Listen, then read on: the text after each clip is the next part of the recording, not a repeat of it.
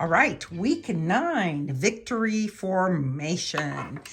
You could see that we've got a little zigzag creating the V's in this week's pattern. It is 66 rows. You will use 3 different colors. There's probably enough now that you could decide which color you wanted to use as you look at your skeins, because we'll just have one more next week. And this is what you will complete, and it grows. It's different each time, so there gets to be more rows in between with a color change, a large row as well. So this is what you'll be knitting this week. Here's my sample of victory formation, and I have completed rounds 1 through 38, and so now I am ready to do another zigzag, and this is my colored zigzag, and I will use the orange or rust color. There isn't really a lot of teaching this week. One of the questions that I'm sure you'll have is, do I carry this green yarn up or do you break it? I did carry it up each time.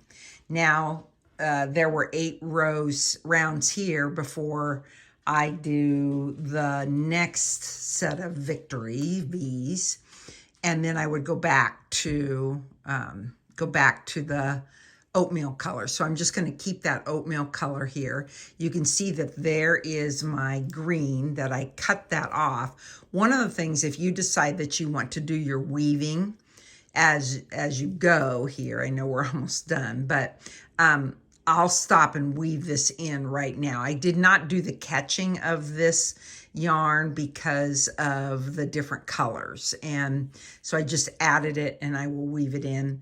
Again, we've been talking about how the yarn's sticky enough, you can just tuck it in and get ready to go. I'm going to turn it over. This is my beginning of round, and you'll notice that it is offset, and it's offset because, as we've discussed, your knitting is a spiral. And so it is going to look a little offset here. This will look better once it is blocked, but it will have that offset look. You can see that the other side does not. So when you're putting it on, you can make sure to have this side out, but this will improve in its look. Also be mindful of your turns here if you're working on the magic loop, that you don't snug this up too much so that it gets puckery. It will block out. Round 39 is where you knit 1 with your new color, and then you knit 3, and it's 1 3 1 3. So it's a very rhythmic kind of pattern repeat. You can knit it with 2 yarns in one hand, or throw, as we've talked about before. And once you do that, you'll do plain rounds and then go on. So that's basically pretty simple, pretty quick pattern, pretty quick, excuse me, knit for this week. And then we'll finish up next week. We'll come back and take a look at the finished product here. Here is my completed zigzag, my completed victory formation. I think it looks great. I really like the color combination of the green and the orange, and you can tell that there's zigzags, and it'll really block out nicely.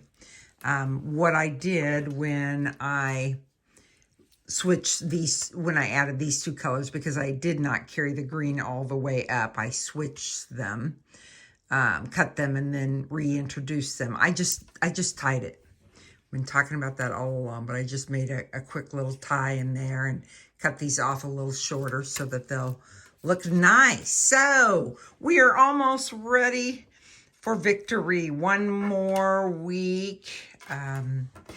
This is next week's. It's a simple 1 color knits and purls to create this really neat little zigzag pattern, 48 rows. So it's going to be a great finish. So hope you can catch up, and I'll also teach you how to join in the round with a Kitchener stitch, and how to take your provisional cast on off. We'll also talk about blocking. If you get it done, if you're all caught up, you should be able to wear this for the next couple weeks of the season and or Thanksgiving and or the Christmas holiday. So this will be a fun one and a quick one for next week.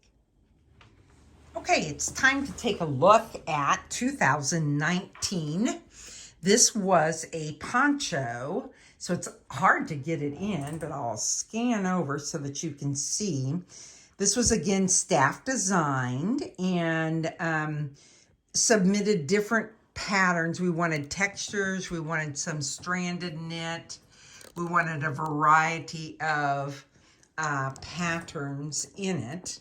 And it was a pretty big knit. This was a debut of Jessica's DK Clover yarn. Let me turn it over so you could see the back of it. And loved working with it, but it was a lot to knit. I will drop in a photo of it on a person so that you can see what it looks like. It's seamed up here, and then you leave a neck opening. I have been told that this is one of people's favorite projects to wear. It's just really easy to put on. We have a lot of variety of ponchos.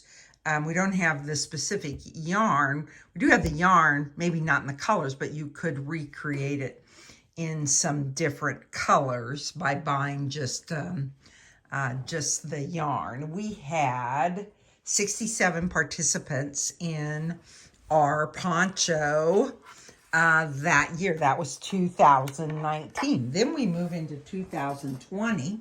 And 2020, both of these are large projects, came from our trip to Vogue Knitting.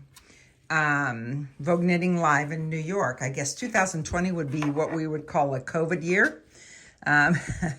And we had seen this design in a booth and worked then with the designer and we had her as a guest speaker and everything. So this was from Kelly Monster, and it started down here. Really like this as a shawl to wear. It's a fingering weight yarn, has this center spine that builds to a point. And then at some point, you keep building, and then at some point, you start going the other direction. So it makes it really easy to wear. And these were originally designed as leaves, but we thought they looked like footballs. Now, you wouldn't have to look at them as a football, but this was super fun. It was still a red, white, gray kind of project. And we had 119 participants. We actually sold about 100 and, let's see. Oh no, footballs was 70, sorry. Footballs was 70, but we actually ended up selling almost 100 projects because of people making multiples. So anyway, that was our years 2019 and 2020. So we're getting ready. Next week we'll look at our last 2021 walk back in time.